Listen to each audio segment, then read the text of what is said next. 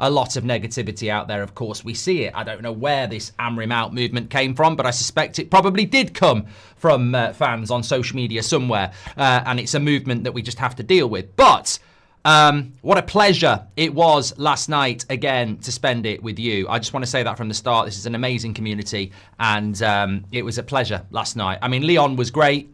Last night was not as good, of course, but it was amazing in its own way. I absolutely loved it, and I certainly enjoyed my late night glass of red when I'd shut down and finished my lives reading the comments, which is great.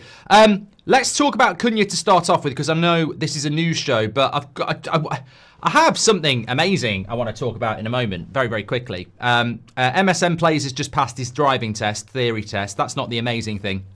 So let's talk a little bit about some of the topical stuff straight away, because obviously a lot to digest last night. Some interesting comments from Harry Maguire as well as Amorim and the state of play at Manchester United. But topical news, where are we with Cunha? So this is basically where we're at. Obviously, we were out in our producer and Beth were in Bilbao last night, speaking to people close to the club and journalists, etc. Not expected to be any announcement around Cunha today. I actually thought we might do today. That was my hit. I don't know anything about the Cunha deal. Everything we're working off is from the club or from journalists who are close to the deal. So I actually thought maybe we would try and get it done today, because, we're probably going to lose to Brentford on Sunday. Maybe last night might not have gone the way they thought it was going to go. So maybe they were waiting for today for that, bounce of PR, whatever, on a Friday. Apparently nothing's planned in for today, so don't expect Cunha today. Where we are with the deal is that maybe it was a little bit premature around deal soon, here we go soon from Fabrizio and others, because how long is soon? Soon could be before the end of June. Soon could be before the end of May. Soon could be in 2 weeks' time. Soon could be last Monday. So I think here we go soon, etc., has probably been ran away with because we're excited. But what we do know about the Cunha deal is that George Mendes is involved.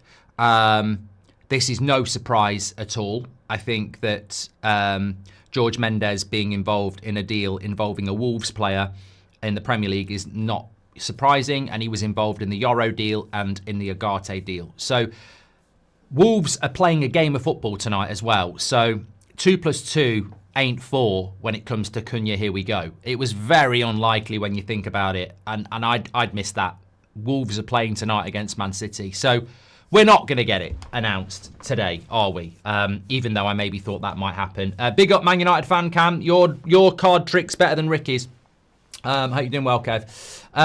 So yeah, look, it's not going to happen today. That's where we're at, and that's all we can say about that. So we move on, but I just wanted to give you that update on that. Now, I just want to bring this in. There is some more topical stuff around what last night potentially means, and some comments, but I just I have to say this. I was absolutely sort of stunned by some of the comments I saw on the match reaction last night. I read most reactions to Manchester United that we do, and considering Man United won 3-0 last night, I was absolutely stunned by the volume of comments that I saw.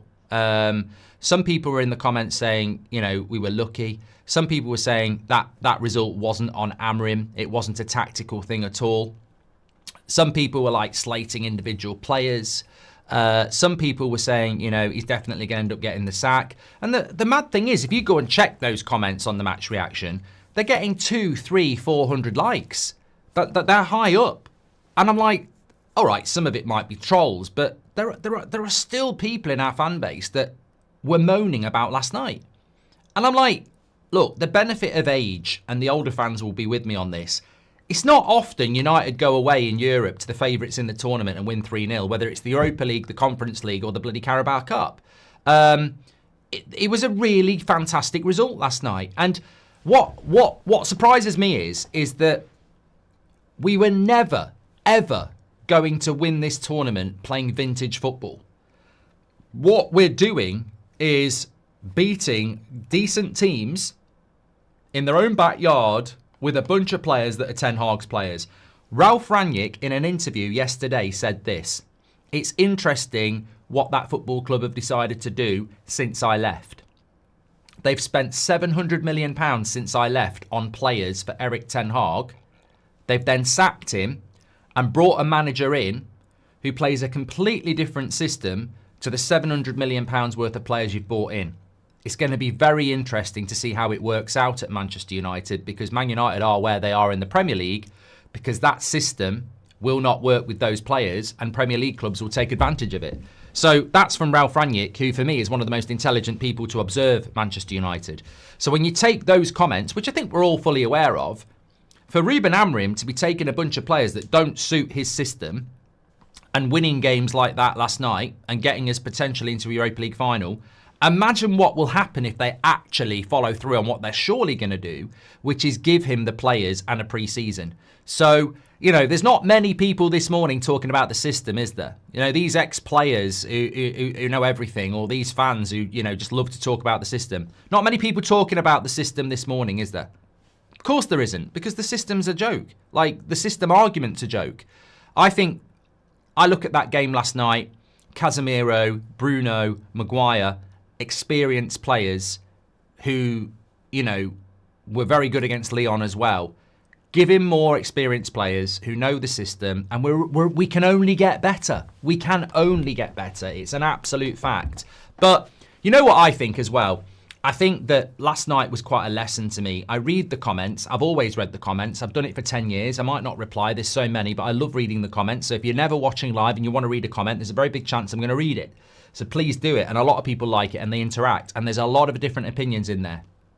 But what I realised last night is that in this world of opinion, even when something is factually wrong, it doesn't stop people backing themselves into a corner.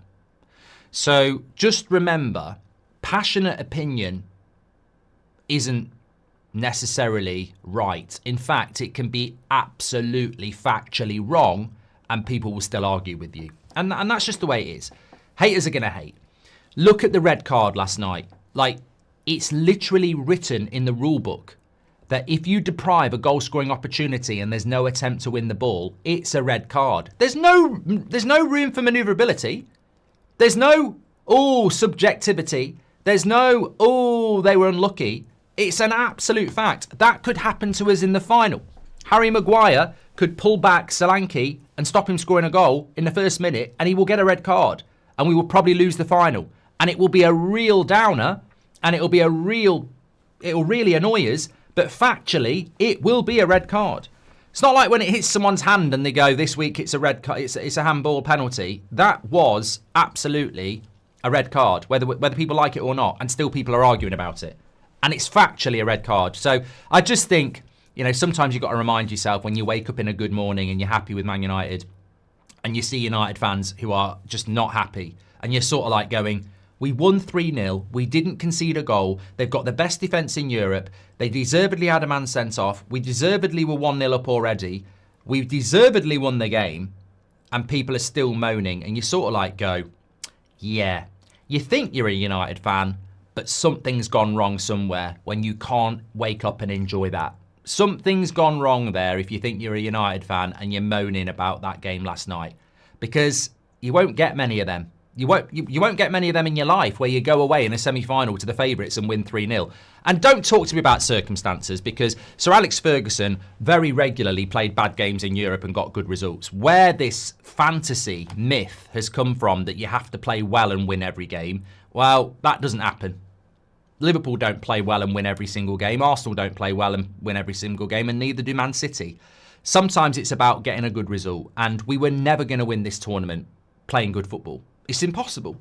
He's using Ten Hag's players who are used to a back four in a system they're not used to. This is just fight, grind, get through. And it's incredible, isn't it? Because so many people have shouted and screamed, nah, we've got no chance. We're not winning this tournament. No chance. Never going to happen. What they do, we're going to be in a final. We're in a final. We're basically in a final unless we bottle it. And I know I said we'd win the Europa League in January, but that was just a hunch. I always thought we were going to win it, but never thought it was going to be pretty. And I tell you what, for a Friday, heading into a bank holiday weekend in the UK, the sun is shining. I'm not in disbelief. These things can happen. But what a result. What a result. It was a brilliant result. Absolutely. Patrick Lynch says, Rangnick's comments made me think that Amorim's biggest job is convincing the owners that giving him what he needs is worth it. We still have business people making football decisions. Rangnick's comments were brilliant if anybody didn't see them. He basically said, United have spent £700 million since I left on a system that they don't want to play anymore, and they brought another manager in, and the players don't suit the system. So what happens next is going to be very interesting. And I think Patrick Lynch has nailed it. Thanks for your super chat, Patrick. Because when we got Amorim in November, I was like, what are we doing here? We don't play this system. But I instantly thought, well, they must be going to spend money. And then for the last 5 months, they've been moaning that there isn't any money. So you sort of like go, you've literally bought a guy in where you need to spend another 700 million and you're saying you haven't got any money. Why did you bring him in then? So we wait and see. People hating on Bruno don't understand football, says David Watson. I haven't seen any hating on Bruno, but I think any hating on any player last night is just ridiculous. But there are some weirdos out there. Welcome to the Members Club, Magic. Love that. Thank you for getting your badge in. How many players do you think it's possible to get this summer, says Sinead? Well, I've got a lot of comments to get through, and I've got a lot of quotes from Amorim to get through. But I do want to talk about that very quickly, Sinead, because it is a news show. And I'm sure today we'll get an influx of transfer stories because people will be thinking, actually, let's just talk about this now. So we will get a massive influx of transfer stories from this morning all the way through till next Thursday, especially over the weekend, because any journalist worth their salt and any agent with a brain is going to go, everyone thinks Man United are in the Europa League now. If Man United win the Europa League, they're in the Champions League, which means more money. Man United need to sign a lot of players. So if I've got a player like Sesko or Osimhen or Gyökeres, or if I've got any player I'm trying to sell this summer and I'm an agent, I'm like, link them to Man United now. Not because they're going to go to Man United, but it just gets your player out there for other clubs. People never realise this. Having a player that needs a move in the summer is like releasing a new album as a band. You need publicity. And publicity costs money. So any free publicity you can get is really, really important. Manchester United are like one of the biggest publicity clubs you can use. Real Madrid, Barcelona probably bigger, but you can't link Sesko to Real Madrid and people believe it. But you can link Sesko to Man United and people will believe it because we're shit. And we literally could buy anybody. We're being linked with Liam Delap and Rodrigo. You can link any player to Man United and people will believe it. You can't do it with Real Madrid and Barcelona because people will go, they're not going to get Liam Delap. So if you're an agent, the reason we get linked to players is because we're just free publicity and anybody would believe that our ownership would do any deal. So there will be a load of players getting linked to us over the next few days and it's about cutting through what's bullshit and what's real. So expect that. But as Sinead was saying, how many players do you think is possible this summer? What last night did is put us closer to a final. And what the final does is put us within touching distance of Champions League qualification. Now, I don't know what we do if we get to the final and lose. But what do we do if we'd lost to Lyon? What do we do if we'd lost 3-0 last night? The excitement is bigger knowing the consequences of failure. But let's stay positive. We could be 2 games away from saviour, a rescue. And obviously the difference between Manchester United winning the Europa League and not winning the Europa League is very, very significant. I call it the Gyökeres dilemma. Some people might say it's the Delap dilemma because apparently he wants European football before he decides to come to United. But realistically, the difference between getting in the Champions League and not being in Europe at all is someone like Gyökeres. If you're in the Champions League, as long as you've got the money, there's no reason you can't have talks with Gyökeres. If you're not in the Champions League, 1, you're not very appealing, but 2, you haven't got the money. So it's the Gyökeres effect. It doesn't mean we're getting Gyökeres, but what I'm saying is that's what we're playing for, and that's what last night's all about. There'd be people out there who just want to win another trophy. I want to win a trophy. But I'm not going to lie to you. We won a trophy 2 years ago. We won a trophy last year. We're still shit. Trophies don't necessarily solve problems. Champions League football next year and £100 million of revenue does. That, we're talking about the club's existence here. We're talking about oblivion if we're not in Europe and hope if we are. So the trophy's brilliant and it will be an amazing night if we win it. And I hope we get to share it together because my favourite watch-along we've done in the last 10 years was Mourinho's Europa League win against Ajax. It was an amazing night. It was fantastic. And I hope we get to do that again. But beyond that night and that trophy, if it happens, the enormity of what it means is very, very exciting and very, very compelling. So that's what we're playing for. That's what last night gives us an opportunity for as well. So it's very, very big, Sinead, and that sounds wrong. It's very, very big what last night's result was and what it feeds into. And I would hope that it's making Man United have some conversations because you might be able to play on that. You might be able to talk to somebody like a Frimpong, and a Frimpong might buy into it and go, yeah, I'm really interested. Of course, if you don't win the Europa League, you probably pull out. But, you know, you can still crack on with it and have a go. Again, that sounds like something else, pulling out and having a go. Would you take Mitchell on a free in the summer, says Darren Taylor? No, I'm not. I don't mind free deals, but I think priorities are people who are going to cost money. The Edisons, the Inachos, the Frimpongs, the Cunhas, the Jokeres, the Costas. There's players out there that we need. But it depends whether we've got the money. Zayn Miasi's in the house. He says, well done for getting to the final. Shows you how bad the Europa is with Spurs and United in the final. I think it shows you, Zayn, how good the Premier League is. Spurs and Man United are embarrassing in the Premier League this year. But the depth and quality and strength of the Premier League is that we can both still get to the final of the Europa League. I think in the Champions League it's different because you're up against the best of the best. But the Premier League's the strongest league in the world. It's proven by the fact that Spurs and Man United are getting to the final of the Europa League.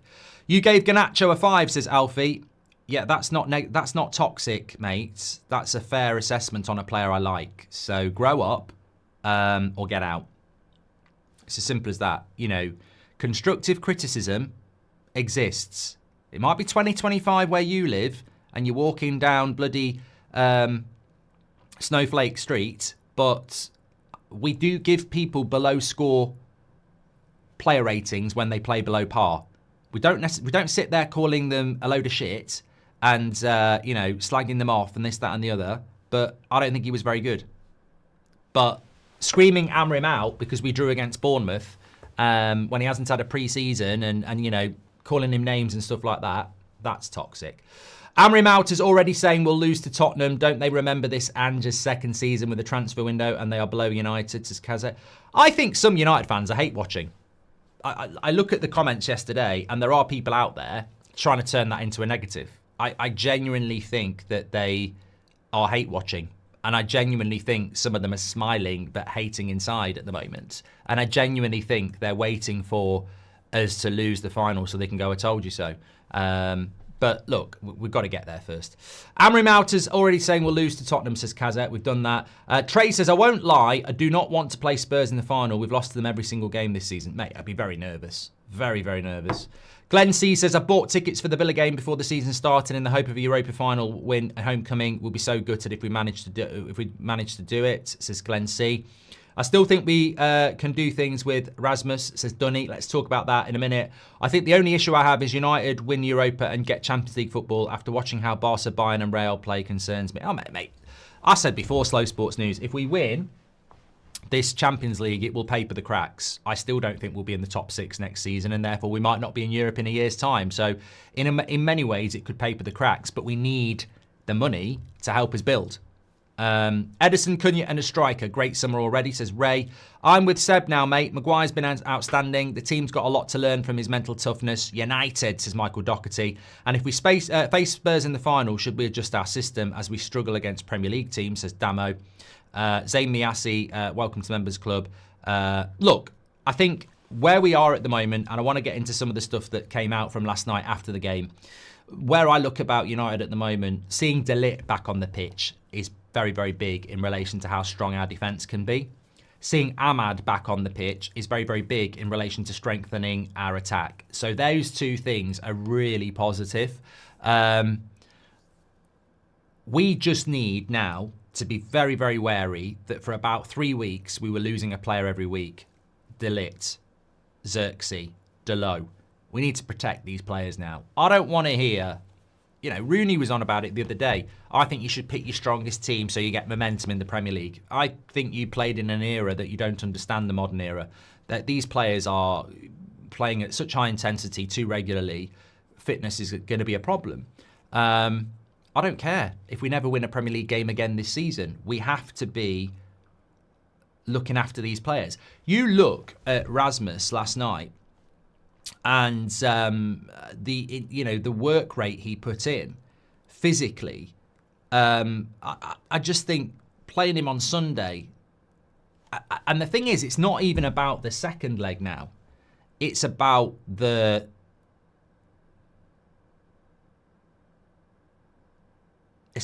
final. I'm trying to figure it out. When's the final? Was the final like 3 weeks yesterday? 3 weeks is 21 days. Or is it 4 weeks? I think it was 3 weeks. Someone in the chat, when's the Europa League final? Was it 3 weeks? 3 weeks last Wednesday. So 2 and a bit weeks, I think. 2 weeks on Wednesday, I think it is. So I think that realistically, sorry, I'm just blocking someone in the chat. Realistically, if you 21st of May, so we're less than 3 weeks away from the final. So if you got somebody injured against Brentford, they've got 2.5 weeks to get fit. So it's not about the second leg. We're not rotating against Brentford for the second leg. We're rotating against Brentford in case we get to a final as well. Because if you pick up a knock 2 or 3 weeks, you're gone. You've missed the final now. So what we got Brentford on Sunday, Bilbao, West Ham, Chelsea, and then the final. West Ham and Brentford, you can't be putting players into that game that you want to use in the final because they're going to be fatigued from the Thursday. So we've got to manage this squad now. I don't want to see on Sunday, but we will see it. I don't want to see on Sunday, if we get beat by Brentford, Amorim, grow up. Grow up. This team is not his team. He's got to protect it and get the best out of it in specific games. Talking about Rasmus very quickly, what Amorim had to say about Rasmus last night was that it's his best performance since he's been at the football club for Amorim. And I'm glad that Amorim said that because you either trust Amorim or you don't. You're either Amorim in or you're Amorim out. And there is a minority that's Amorim out. We did the player ratings last night. I gave Rasmus a 7. I think you could have given him a 7.5. Your votes gave him 6.5, which I thought was too low. I think Amorim's correct. It would have been nice to get a goal, and strikers are judged on goals. But I thought the overall contribution, the work rate against the best defence in Europe before last night. The best defence in Europe. They ain't got any injuries there. That is the best defence in Europe. He roughed them up. He worked hard. He never stopped running. His link-up play was good. Obviously, he won the penalty. But it allowed others to do things like Agate, Casemiro, Bruno. They were key in the goals. And we created other chances as well. Look, we need to buy an experienced striker. Rasmus, to me, is still very much a work in progress. He shouldn't be starting every single game, and he shouldn't have been starting every game for the last 2 years. If we could bring in an experienced striker and have him working with Obi maybe as the understudies, we'd be all right. But we do need to bring that striker in. But at the moment, I was very happy with that performance last night. Ruben Amorim as well. I've just taken a few notes in relation to what Amorim said after the game last night. So he said it was Rasmus's best game since he's been here. We need to be really careful with our players against Brentford. Yes. And the fans need to be on board with this. It's one thing saying it on a Friday morning when you're happy. It's one thing saying it when we've lost to Brentford on Sunday. But you've got to keep it in your head. Like, the Brentford result doesn't matter. I'd lose. If somebody said to me, you're going to beat Bilbao 3-0 in Bilbao, but you'll lose to Brentford 4-0 on Sunday. Yeah. Thank you very much. Thank you very much. Like I said on social media last night, I'd had a bit of red wine. The one I was going to tweet was a lot worse. I basically said, If somebody, I'd have wiped Gary Neville's arse for a 3-0 win last night. I'd have wiped his arse before the game, happily, for a 3-0 win last night. That was the censored version. I was going to say I'd do something with a, well, let me, just it's a morning show, I can't say it. But yeah, I don't care about Brentford on Sunday. I really don't. With all due respect, I'd rather lose 2-0 and everybody be fit than get a draw and lose a key player for the final. And that's how I'm thinking. Amorim said after the game, my message to the players, they have to think about the return leg and think more about the first 20 minutes than the rest of the match. Anything can happen. That's my message. I love this manager. I love this manager because, you know why I love this manager? Is because I feel like when I'm watching Manchester United play, what we think and what we talk about, he tends to speak about. Not since Ralph Rangnick have we had a manager that's in tune with the majority of the fans so much as Amorim. He literally comes out. I remember the Everton game? Do you remember the Everton game? I think it was his first home game in the Premier League in December. And we won. And you had people, content creators, literally did it. They were doing videos going, Amorim ball is here. And I said, that's not Amorim ball. That's just a win against Everton. It's a win. It's not Amorim ball. And people were going in on me going, oh, negative, negative. And then literally about 5 minutes later, an Amorim interview came out going, that's not Amorim ball. We're going to have bad times ahead. There's a massive job here. And I thought, you know what? That's amazing. Because I would never have thought a manager would come out and admit that. And he's absolutely brilliant what he said about last night. Brilliant result. But we need to focus on the first 20 minutes because Lindelof clears one off the line and Inaki Williams should have scored a header. We could have been 2-0 down last night in the first 20 minutes. We were brilliant after that, but you've got to look at the first 20 minutes because if you play like that at Old Trafford on Thursday, you might be 2-0 down and then you're shitting yourself. More importantly, if you get to a final and start off like that, nervous, you could lose the final. So we've got to be... He's absolutely spot on to focus in on that first 20 minutes. Somebody said, what do you think about Spurs playing on the Sunday before the Europa League final? We play on the Friday. Spurs will put their reserves out, mate.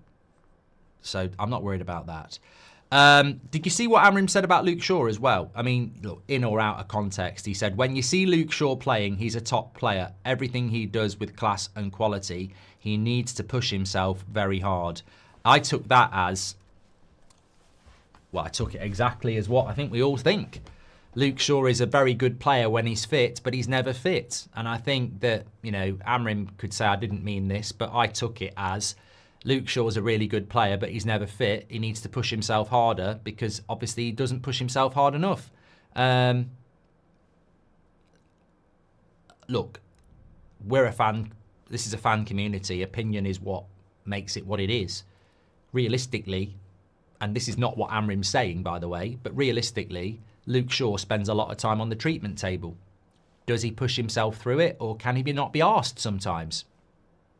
He needs to push himself harder. That's from the manager. Because he's a top player. He's one of the best left-backs in the last 5 years in the world. But unfortunately, in the last 18 months, I'm a better left-back than him because I'm fitter. Asked if it was his best performance, he said it's the best result because nobody expected it. We saw 2 games today, the first 25 minutes, and then after the goal and the red card, the game changed. In the second half, we tried to be careful. We had chances, but the most important thing is the opponent had nothing. I really liked what Harry Maguire had to say after the game as well. He said, I think Casemiro was brilliant tonight. He definitely was the man of the match. He was everywhere. He scored a crucial goal as well. I think the header was a lot more difficult than he made it look. With spin on the ball from Agate's header, great controlled finish. And I think we all said that Casemiro was man of the match by a long way. But also, I think Maguire played well and Bruno played very well as well. As I said, I thought Rasmus played well, Mazraoui played well, Agate played well after the first 20 minutes. You don't go and win a game like that 3-0 if you don't have 6 or 7 good players, and we did. But there's room for improvement, of course there is. And I think the big thing is, my big takeaway from that game is, is that, and I don't want to do this because it's not really very fair. And there's a few super chats I want to catch up on here, and there's some good comments coming in as well.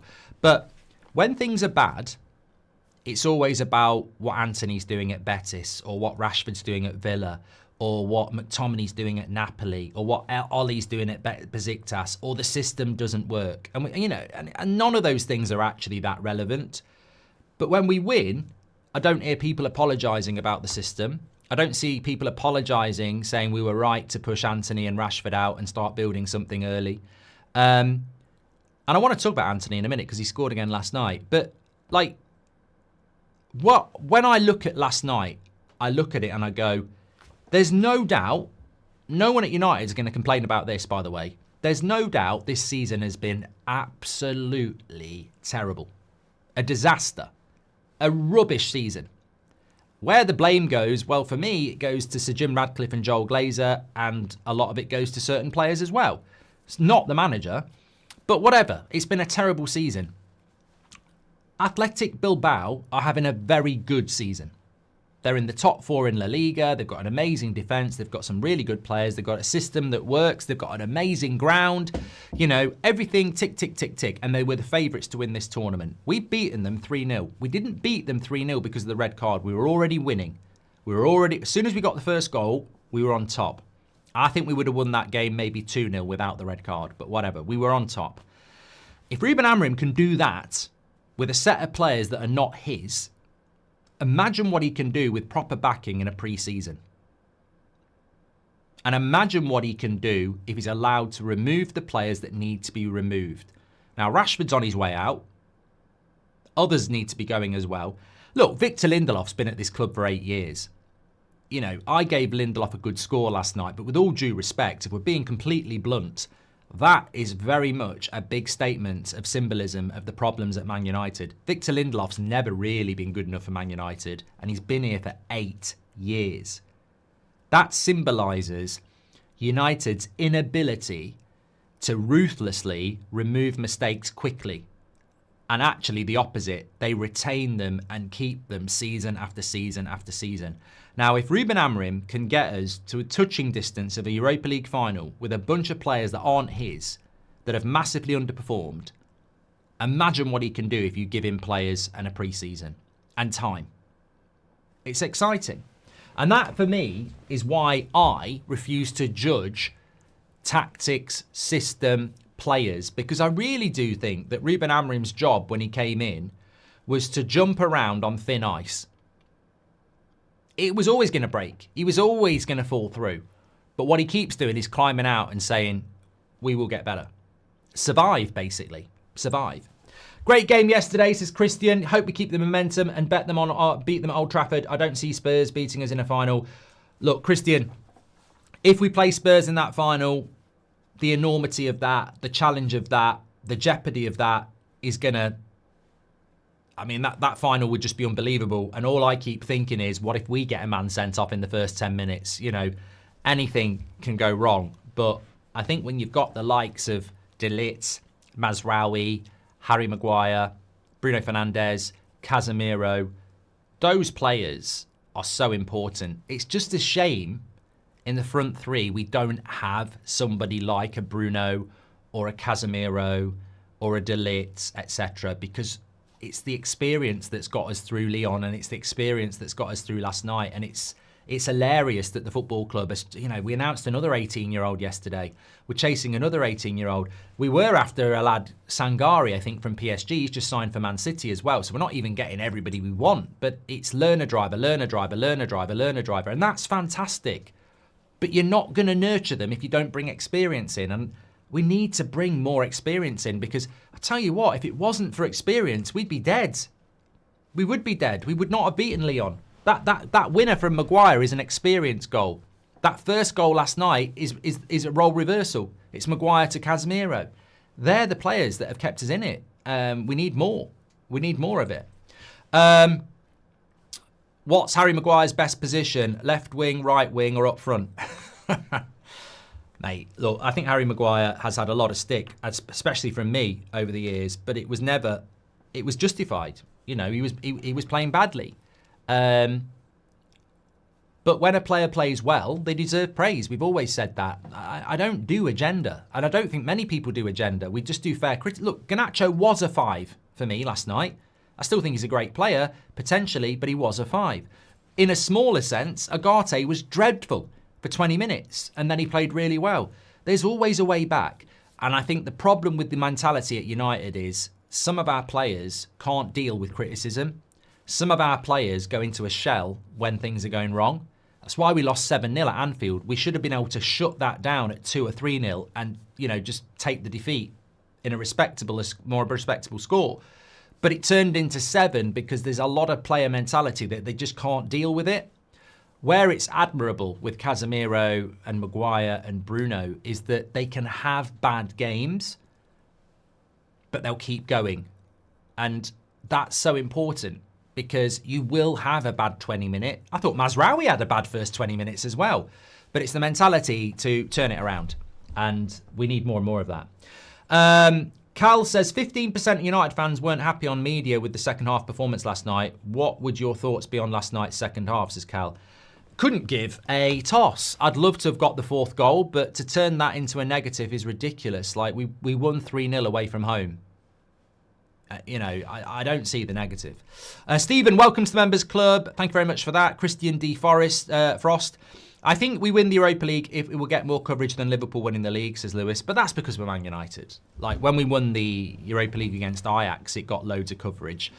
Be honest with you, UEFA love Man United being in the Europa League because it almost makes it as watched as the Champions League. That's just the gift of Man United. Talking about gifts, Christian D. Frost has just gifted 5 memberships. You're a legend, mate. Harry is taking numbers next season, Mark. 5, 7 or 9. He was brilliant, says Truck. I'd get rid of Brailsford and bring back Ranić, says Razzler. Well, apparently we've just brought in somebody from Mercedes to be head of data. I mean, and then we brought somebody else who's just come out, I don't know. I do worry about the look, what we're doing at the moment is not because of structure. We're not winning. We're not in the Europa League final because Sir Jim's ideas have come to fruition. I still worry about their ideas. I mean, what's a Formula One guy got to do with bloody football? Sir Jim's first full season and we're at our worst ever Premier League season. So I think Amorim is defying logic by utilising experienced players who are dragging us through. There's still a lot to be concerned about long term, and winning the Europa League may well paper the cracks, but we need it. We need it to give ourselves a chance.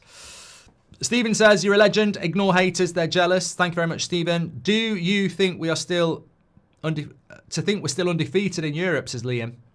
Mojo's in the house. Good morning, mate. Legend. He says, if we get to the final, somehow, something in me doesn't fear Spurs. This is a certain vibe in the team at the moment. Those 7 minutes versus Lyon were the inflection point for most of our players. I hope so. I hope so, Mojo. Stephen says, I think Bodo will beat Spurs. Haven't lost at home since February the 6th. I would love to play Bodo Glimt in the final. No disrespect, but... And they could beat us in the final. But what I'm saying is I'd just rather not play a Premier League team in the final. Bayern Munich in 99, I felt a lot more comfortable than Chelsea in 08. And we played better against Chelsea in 08. I just don't like playing Premier League clubs in Europe. I know everybody else does, but I don't like it. So bad for Bilbao. The final is at their home ground, says Tushar. Yeah, no time for empathy here. Morning, Mark. I'm only realising how much the club has an effect on me. God, I feel great this morning. Makes me think about what a grumpy git I was, says Jack. You've got to enjoy it. I've said it so many times. I said it after Lyon. If you can't enjoy these moments, you may as well stop supporting United. Like, you're not going to get loads of games like last night, whether we're winning titles or not. It's... I think some people have forgotten why they actually love Manchester United. I think they're just so locked into hate watching and being miserable. Manchester is red. Welcome to the Members Club.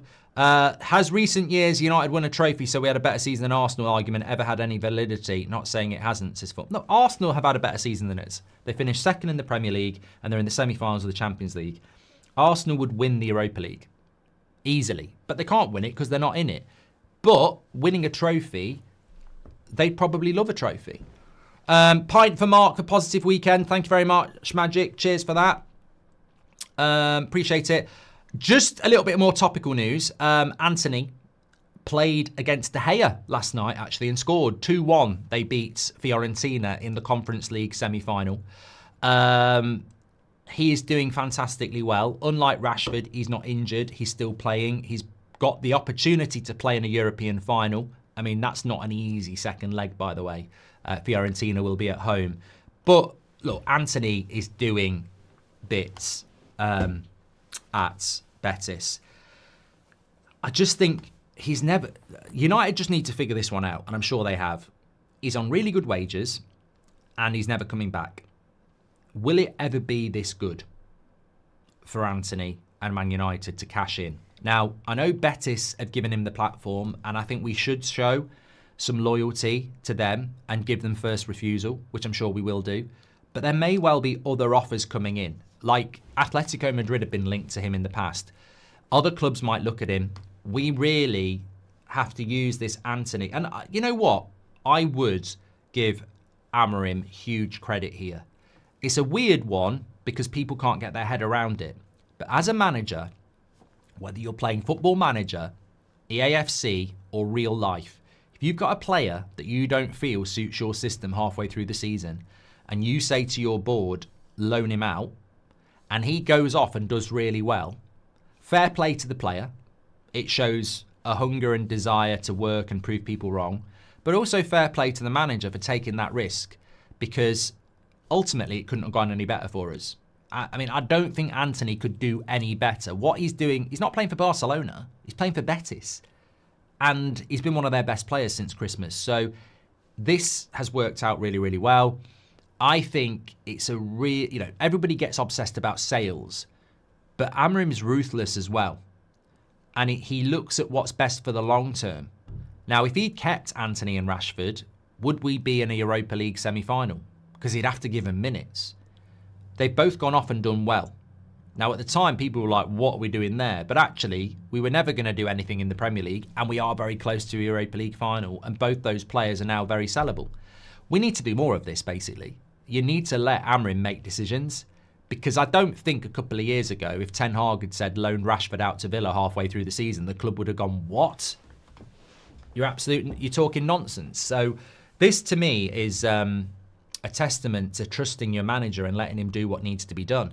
And big up Antony and big up Rashford, definitely. They've gone and worked. But big up the manager for being ruthless and saying these players are just not part of my vision. Let's get them out there and try and capitalise. Because if we'd kept them, nobody would have wanted them in the summer. But by putting them out there, like we did with Sancho last year, to be fair, we've got a market for those players now. And I think we need to capitalise on Antony, definitely. The Rashford market's going to be difficult. I don't know what we do with Rashford, because I think he's holding out for Barcelona, and Barcelona haven't got any money. But the Antony market, we should be able to sort that out quickly. And I think the difference between Antony and Rashford as well is that Antony wants to play football. And I think Antony will finish the season with Betis, have a holiday, and say to his agent, I want to go back the first week of July, preparing for next season, pre-season with the team I'm playing for. And I think Antony will be saying that to his agent, like, I don't want to be training with Man United, waiting until the end of August, costing myself another season. It's World Cup year. I want to be in a club, pre-season, starting the season, continuing this. And I think that's what Antony will do. Contrast that with what Rashford does, because Rashford wants to go to the World Cup with England. I can see him at United till the end of August, waiting for the deal.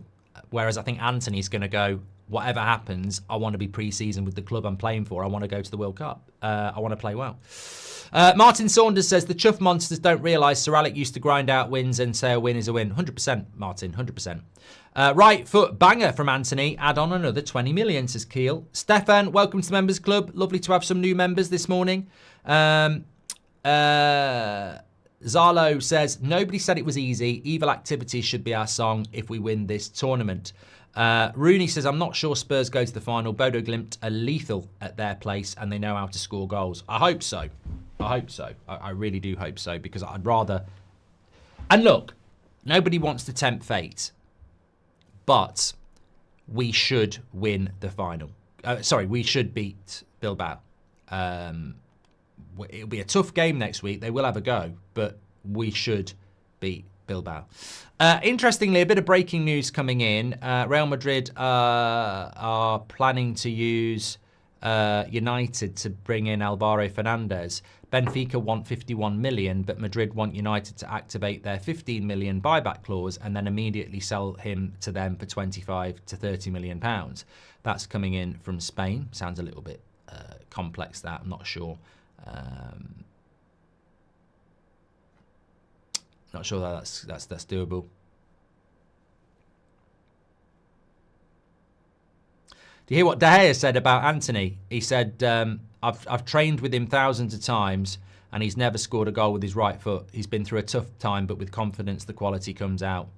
I'm just watching the goal back, actually. Not a lot De Gea could do about that. It was a very, very good finish. Look, Alvaro Fernandez is never coming back to Man United to play. We had an opportunity in January to bring him back for 15 million and we chose to get Dorgu for 20. So, yeah, we're not going to look at that. But apparently Bruno Fernandes has explained the rules to Spanish journalists about how it was 100% a red card. Look, let the haters hate in relation to that. I'm always up for a good old debate, but the reality is there is nowhere to move on that red card. You know, my daughter played a cup final last weekend. In the first 5 minutes, cross came into her. She controlled it, went into the box. Defender had lost her, pulled her shirt back in the box. Penalty was given. Referee didn't even book the player. I said at half time, the referee has made a right cock up there. He's got no leeway to break the rules. The players threw one-on-one in the box, goal scoring opportunity, and their shirt's been pulled back. That's not an attempt to win the ball. That's a shirt pull. It's a red card and a penalty. The rules are very clear. There's no interpretation. There's no leeway. There's no grey area. If you don't try to win the ball and you foul someone who's about to score a goal, it's a penalty and it's a red card. There is no leeway. And I get the injustice. I get being annoyed. It's really horrible to go, we've conceded a penalty and a red card, but that's the rule. That is the rule. That's just how it works. I also loved what Bruno Fernandes had to say about rest. He said, there'll be plenty of time to rest when I'm dead. Never a truer word. Never a truer word. Also, let's get a like on the video. I don't know whether he'll like it, but 50 years old today, David Beckham. I never thought I'd be saying those words, not because I thought David Beckham wouldn't reach 50. He'll probably live to 100, but it just makes me feel old. David Beckham is 50 today. I remember David Beckham's debut. I remember David Beckham kicking out in '98 with Simeone. Yeah, 50 today, David Beckham. Thank you very much for everyone who's getting involved this morning, by the way. Absolutely love it. Get your questions in. I mean, the show has flown by. I've been live nearly an hour already. Absolutely fantastic. Absolutely incredible. Why do you think people are hammering out? I think, honestly, I don't necessarily know. I think that the vast majority of our fan base are with the manager and realise it's a hard job. I think some people probably are consumed by society now where there is no patience to sit and watch a 3-hour film.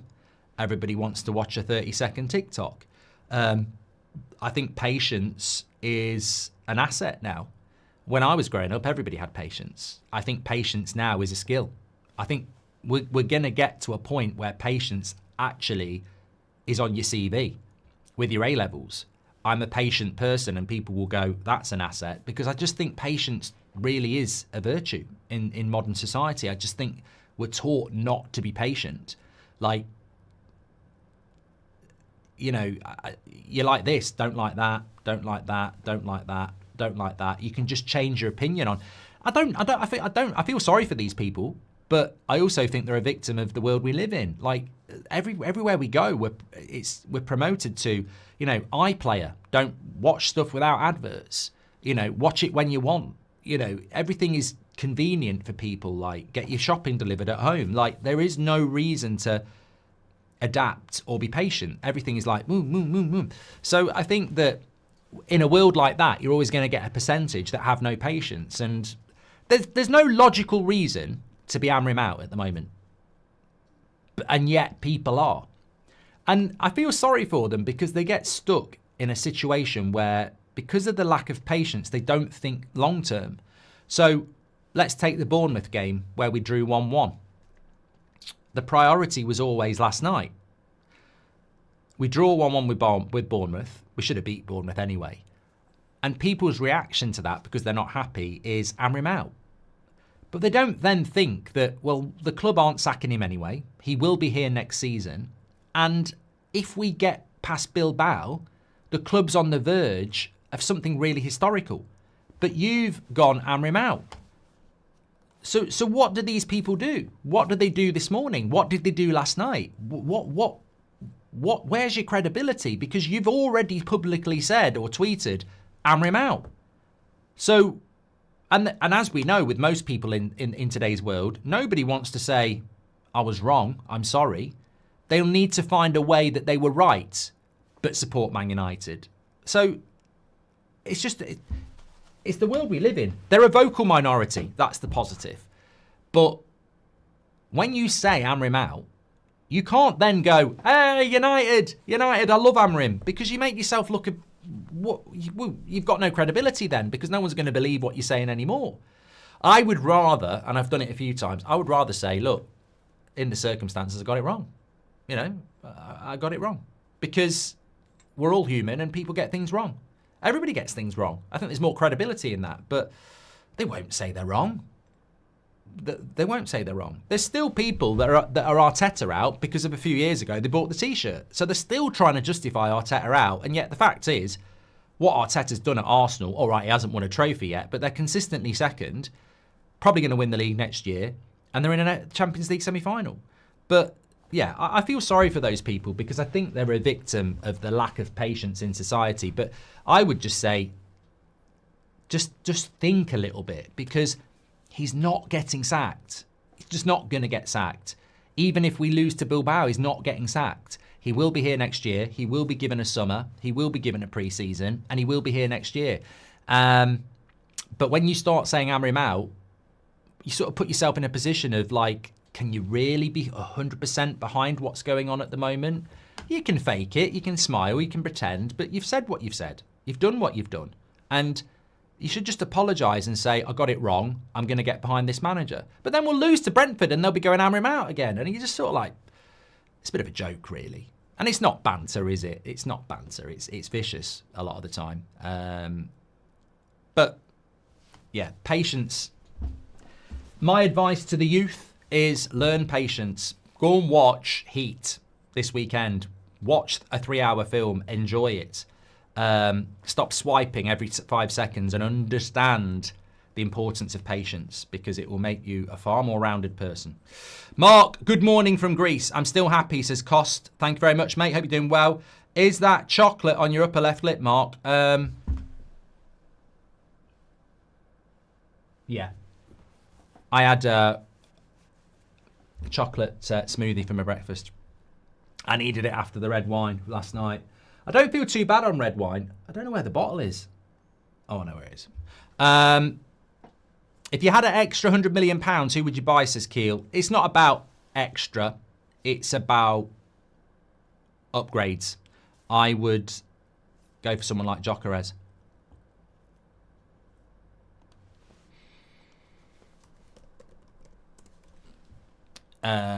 Apparently the Bournemouth red card has been overturned from Ivan Nilsson, says Liam. Yeah, well, they should have given the one in the first half. Thank you very much for that. Let's have a quick look around here as well.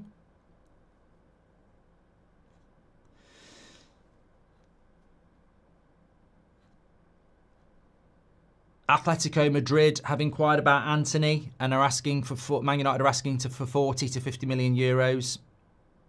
This can only be a good thing.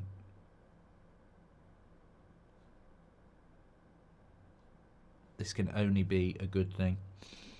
But yeah, going back to what Rangnick said, I just want to sort of go back to that, because for me, Ralph Rangnick and Amorim are the two most intelligent people that have spoken about Man United since Sir Alex Ferguson left. They're the two most in tune with what the fans think as well. And I think we're living a very short-term period at the moment. It literally is Europa League or nothing. I don't mind talking about next season. I don't mind talking about the summer, but they're all irrelevant, really. Like, people can say, what are we going to do in the summer transfer window? And beyond Cunha, which isn't going to happen today, by the way, apparently. Beyond that, I can't really talk because I don't really know what's going to happen. Everything about Man United revolves around whether we win the Europa League. Everything. The stadium, what happens next season, the transfer budget, Amorim's long-term future, Sir Jim Radcliffe's success. All of that is totally and utterly about the Europa League. And that's all I'm focused on. And I think a lot of United fans are like that. It's a very weird situation where one tournament dictates your next 5 years, and that is all I'm focused in on. But what Rangnick said is really interesting, that they've spent so much money on a system that they've abandoned. I mean, Sir Jim Radcliffe spent £300 million on Ten Hag last summer, and then 2 months later sacked him to start building a completely different system. That £300 million may as well have been gone in the bin. But obviously, the players he bought, I think, can work in the system. That does help. But Rangnick's right. Like, they need to spend a lot of money on this manager because it's a completely different system. The wrong ingredients at that football club for the person that you've brought in, and that's going to be really interesting. I remember something I hadn't spoken to you about. Yesterday, a story came out that Sir Jim Radcliffe is going to sell Nice to fund a buyout of the Glazers. This story is absolutely hilarious. We were laughing about it on the watch-along last night. So, the Glazers value Manchester United Football Club at £6 billion. But that was 18 months ago. Now the stadium's going to get built. I would say the Glazers value Man United at close to 10.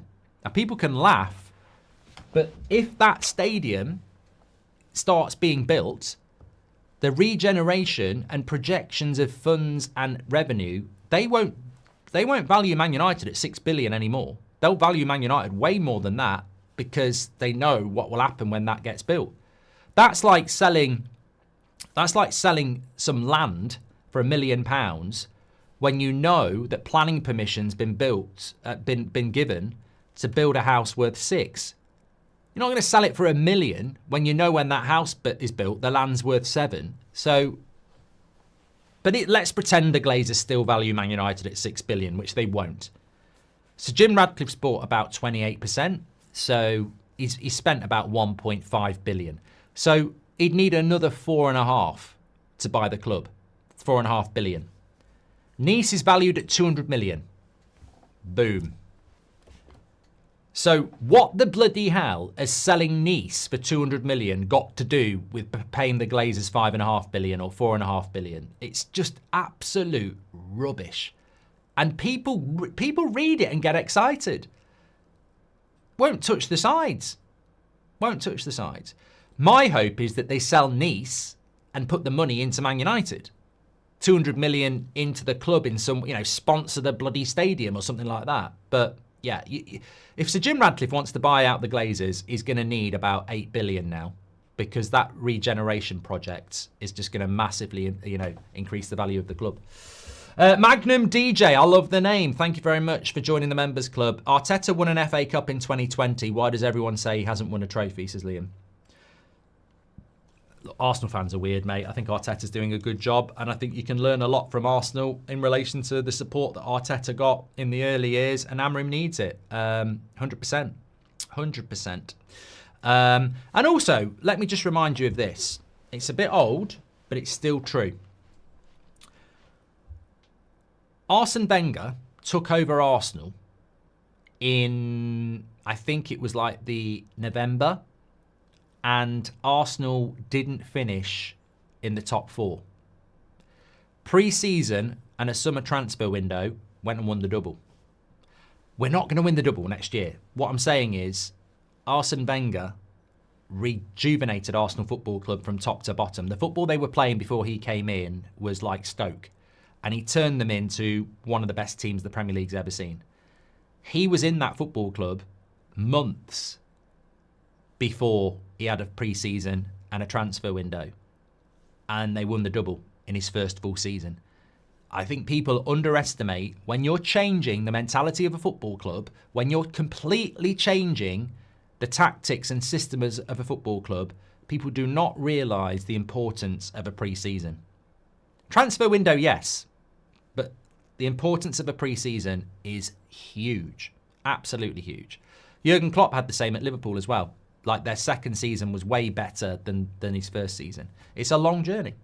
Thanks everyone for watching. Absolute legends. Loved the show this morning. We've got lots of shows for you today, actually. I think we've got a vlog from Beth going up as well from Spain later on today, which keep your eyes out for that. We've got Amorim's press conference coming up at about 1:30 as well. I think we're previewing the Brentford game, 8 o'clock show. Yeah, loads to get into. Thank you very much for watching. And get in the comments if you're not watching live. I read the comments. I might not reply to them, but I read the comments. Make sure you subscribe as well. We're only 10 away from 67,000. I didn't change it yesterday because I thought we'd hit it. We can do now. Legends, everybody. Be happy, smile. And if you're Amorim out, just admit you're wrong and get on this journey with us. Take care. Legends.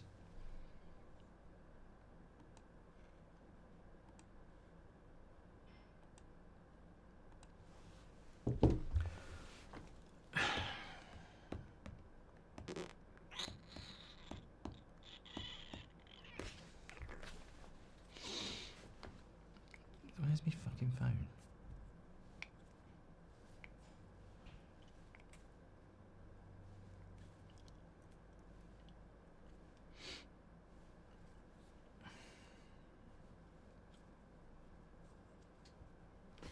Shit. Sorry, that was all on purpose. Bye.